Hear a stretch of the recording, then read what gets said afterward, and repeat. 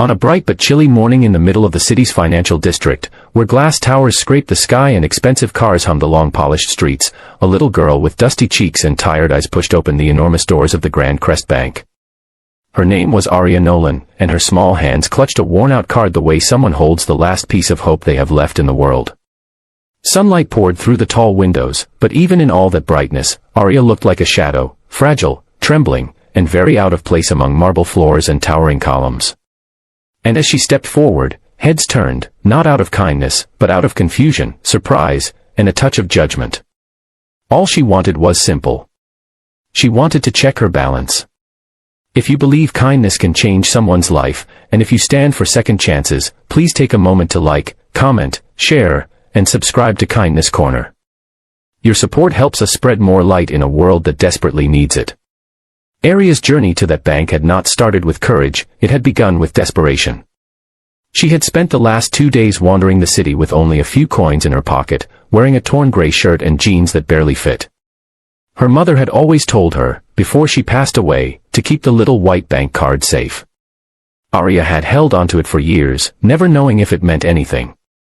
She only knew that today, with hunger gnawing at her stomach and strangers avoiding her on the sidewalks, she was finally ready to see if the card was worth anything at all, if her mother had left her a miracle, or nothing at all. The bank was alive with noise and energy that Aria had never experienced before. Screens flashed figures and stock charts. Workers in tailored suits hurried past one another, carrying files and coffee cups. Phones rang constantly. Every corner glowed with wealth. And in the center of all this power sat Maxwell Grant, one of the wealthiest investment magnates in the city. His laughter filled the air, echoing across the floor as he held court with his advisors. He was a man used to winning, used to power, and used to being untouchable. Nothing ordinary ever rattled him. But then he noticed Aria. She stood at the customer service desk, timidly sliding her card forward. The banker behind the counter, Elena Rourke, froze at the sight of the girl's condition. People were staring, some out of concern, many out of shock, and a few with irritation. Aria's voice was barely audible as she explained what she needed. Elena offered her a soft smile and guided her gently toward Maxwell's section, because his exclusive terminal could access deeper archives of old accounts. Aria didn't know this. She only followed because she wanted to finally know if she had anything left in this world. Maxwell watched her approach with mild amusement. He assumed this was some publicity stunt or perhaps a misunderstanding. He leaned back in his seat, chuckling quietly as the little girl stepped up to the counter. With a quick motion, she handed him the card, an old, faded debit card that had seen better years. Maxwell shook his head at the absurdity of it all. A billionaire being asked to check a homeless child's bank balance. The situation was so surreal that he couldn't help the smirk growing on his face. But Aria wasn't laughing. Her hands were shaking. Her eyes darted nervously around the large room, absorbing every judgmental stare. She just wanted answers, just one moment of truth. The room seemed to hush as Maxwell inserted the card into the screen. Then everything changed. Maxwell's smile fell instantly. His eyebrows slowly drew together. He leaned forward, rereading the digits on the screen as if they might rearrange themselves into something more believable. His advisors stepped closer, their faces shifting from curiosity to shock. Elena held her breath. The balance on the screen wasn't empty. It wasn't small. It wasn't normal for someone like Aria. It was enormous.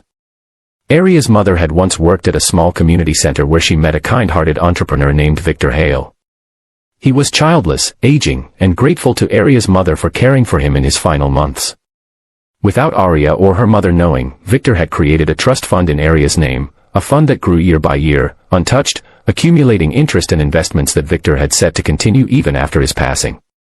He had hoped, one day, that Aria would find her way to it when she needed it the most. And today was that day. Maxwell stared at the figure, realizing that the girl standing in front of him was not just a child in need, she was one of the wealthiest individuals he had ever encountered. Wealth that she herself didn't even know existed. Wealth that could change her life forever. For the first time in years, Maxwell felt humbled. Completely, utterly silenced. The girl he had laughed at was now the owner of a fortune that outclassed even some of his clients. The room watched as he rose slowly from his chair, looking at Arya not with pity anymore, but with respect, a respect she had earned without even knowing it. Arya, however, didn't understand the number on the screen. She only knew that Maxwell suddenly looked different, less amused, more human. Elena crouched beside her and explained softly what the truth was. As the words washed over Arya, her lips parted in disbelief. Tears welled in her eyes. She wasn't alone anymore. She wasn't helpless. Her mother had left her something far more powerful than she ever imagined: security, hope, and a chance at a future. People in the bank whispered, stunned by what they had just witnessed. Maxwell, famous for his arrogance, was now gently helping Arya gather her things. He offered her food, water, and promised to assign his best advisors to protect her interests until a proper guardian could be appointed. Arya nodded, still overwhelmed, clutching the card that had just transformed her life. It was still daytime, sunlight shimmering through the high windows, but for Arya the world felt new, warmer, brighter, and finally, safe. If this story touched your heart, please remember to like, comment, share, and subscribe to Kindness Corner. Your engagement helps these powerful stories reach more people who need hope. Before the story ends, please comment below, what would you do if you discovered a miracle when you least expected it? As Arya stepped out of the Grand Crest Bank later that afternoon, walking into the golden daylight with a small smile forming for the first time in years, she realized something profound. The world could be cruel. The world could be cold. But sometimes, hidden in the most unexpected places, there were gifts left behind by those who loved us, gifts powerful enough to change everything. And that day, Arya carried hers close to her heart, knowing her life was no longer defined by fear, but by possibility.